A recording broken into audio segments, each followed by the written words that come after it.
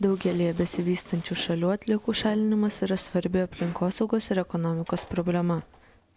Danijoje atliekos naudojamos kaip žaliava. Antrame pagal dydį mieste Orhuse netgi nėra sąvartyno. Tik 2% atliekų atsiduria šiukšlyne.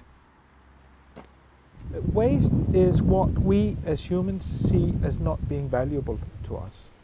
But in my opinion it's an old perspective. 2/3 Orhuso atliekų perdirbamos, o likęs trečdalis atsiduria šioje jėgainėje. Iš čia deginamų šiukšlių gaunama elektros energija ir šildomas vanduo. Dette her, det er ovnen. Det er her, hvor affaldet det bliver brændt. Efter det er blevet brændt, så kommer røggassen over i kedlen. Her hiver vi energien ud. 29 Danijoje esančios atliekų deginimo jėgainės pagamina 5% šalyje naudojamos elektros energijos ir apšildo 1/5 namų ūkių. Iš atliekų gaminama energija yra mažiau kenksminga aplinkai. Det meste af den røg, man ser, der kommer ud af skorstenen, det er vanddamp. Hvis man kondenserede al den vanddamp, så vil jeg ikke tro, man overhovedet kunne se røgen. Nors atliekų deginimas prisideda prie keleto problemų sprendimo iškart, yra manančių, jog šiukšles galima panaudoti ir efektyviau.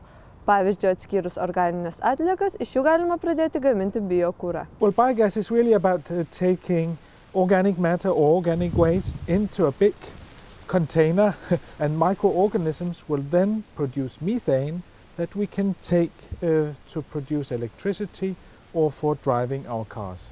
Biogas giver jo mulighed for, at man kan sætte det organiske affald, resultatet fra biogaset, ud igen på markerne, og samtidig så kan man altså bruge gassen.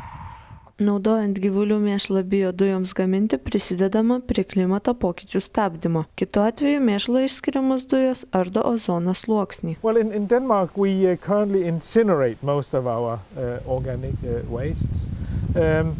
The disadvantage of doing that is that we also have to incinerate a lot of water, and water, as you might know, doesn't burn very well. Hvis man tager det organiske affald ud, som der er meget vand i, så stiger brændværdien på resten af det affald, vi putter ind i ovnen.